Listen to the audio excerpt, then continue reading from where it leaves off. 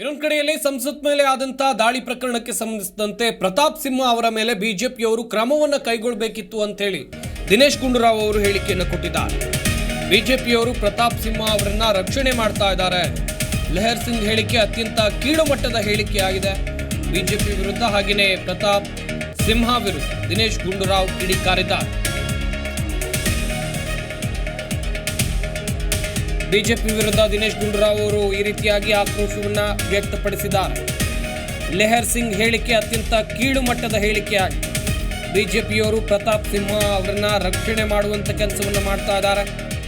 ಬಿಜೆಪಿಯವರ ಹೇಳಿಕೆ ಮೂಲಕವೇ ರಾಜಕಾರಣ ಮಾಡ್ತಾ ಇದ್ದಾರೆ.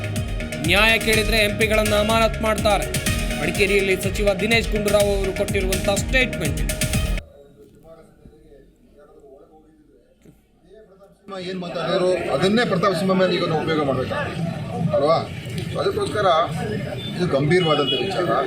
ಇದನ್ನು ಸರಿಯಾದ ತನಿಖೆ ಆಗಬೇಕು. ಪ್ರತಾಪ್ ಸಿಂಹ ಮೇಲೆ ಕ್ರಮ ತಗೊಳ್ಬೇಕಾಗಿದೆ. ಇಷ್ಟೊತ್ತಿಗೆ ಇವರು ಪ್ರತಾಪ್ ಸಿಂಹನ ರಕ್ಷಣೆ ಮಾಡಿಕೊಟ್ಟಿದ್ದಾರೆ. ಆದ್ದರಿಂದ ಇದು ಸರಿಯಲ್ಲ. ಇದು ಮತ್ತು ಲೆಹರ್ ಸಿಂಗ್ ಅವ್ರ ಹೇಳಿಕೆಗೆ ಟಿ ರವಿ ಇವರೆಲ್ಲ ಕೂಡ ಬರೀ ಈ ಥರನೇ ಹೇಳಿಕೆಗಳು ಕೊಟ್ಕೊಂಡೇ ರಾಜಕಾರಣ ಮಾಡ್ತಾರೆ. ಇದು ಸರಿಯಲ್ಲ. ಈಗ ಪ್ರಧಾನಮಂತ್ರಿ ಗಂಭೀರ ಅಂತ ಹೇಳ್ತಾ ಇದ್ದಾರಲ್ಲ, ಗಂಭೀರ ಅಂತ ಹೇಳಿದ ಮೇಲೆ ಯಾಕೆ ಕ್ರಮ ತಗೊಳ್ತಾ ಇಲ್ಲ? ಯಾಕೆ ಪ್ರತಾಪ್ ಸಿಂಹ ಮೇಲೆ ಸುಮ್ಮನೆ ಇದ್ದಾರೆ? ಯಾರ್ಯಾರೆಲ್ಲ ಸಸ್ಪೆಂಡ್ ಮಾಡಿದ್ದಾರೆ? 12 ಜನ ಇವತ್ತು ಎಷ್ಟೋ ಜನ ನಮ್ಮ ಹೌಸಿಂದ ಸಸ್ಪೆಂಡ್ ಮಾಡಿದ್ದಾರೆ. ಈ ವಿಚಾರದ ಬಗ್ಗೆ ಹೋರಾಟ ಮಾಡಿದ್ದಕ್ಕೆ ನಮ್ಮ ಎಂಪಿಗಳು ಸಸ್ಪೆಂಡ್ ಮಾಡ್ತಾರೆ. ಲೆಹರ್ ಸಿಂಗ್ ಅವರು ಸ್ವಲ್ಪ ಜವಾಬ್ದಾರಿಯುತವಾಗಿ ಮಾತಾಡಬೇಕು ಅಲ್ವಾ? ಈ ಥರ ರಾಜ್ಯಸಭೆಗೆ ನಾವು ಕಳಿಸಿರೋದು ಈ ಥರ ಹುಚ್ಚುಚ್ಚಾಗಿ ಮಾತಾಡೋದಕ್ಕಲ್ಲ. ಮತ್ತು ಪ್ರತಾಪ್ ಸಿಂಹ ಅವರು ಈಗ ಪ್ರತಾಪ್ ಸಿಂಹ ಜಾಗದಲ್ಲಿ ಯಾರಾದರೂ ಕಾಂಗ್ರೆಸ್ MP ಇದ್ದಿದ್ದರೆ ನೀವು BJP ಏನು ಮಾಡ್ತಾಯಿದ್ರು? ಅದಕ್ಕೆ ಅವ್ರನ್ನ ಉಚ್ಚಾಟನೆ ಮಾಡಿರೋರು ಅಥವಾ ಪಾರ್ಲಿಮೆಂಟ್ಗೆ ಅವ್ರನ್ನ ಪೂರ್ತಿ ತನಿಖೆ ಎಲ್ಲ ಮಾಡಿಸಿ ಅವ್ರ ಮೇಲೆ ಕ್ರಮ ತಗೊಳ್ಳೋದಕ್ಕೆಲ್ಲ ಮಾಡಿಬಿಟ್ಟಿರೋರು. ಈ ದೇಶಾದ್ಯಂತ ಎಲ್ಲ ಪ್ರತಿಭಟನೆ ಮಾಡಿಬಿಟ್ಟಿರೋರು. BJP MP ಆಗಿರೋದ್ರಿಂದ ಇವತ್ತು ಅವ್ರಿಗೆ ರಕ್ಷಣೆ ಮಾಡೋದಕ್ಕೆ BJP ನಿಂತ್ಬಿಟ್ಟಿದೆ. ತಪ್ಪು ಎಲ್ಲಾಗಿದೆ ಅದು ಹುಡುಕ್ಬೇಕು ತಾನೆ.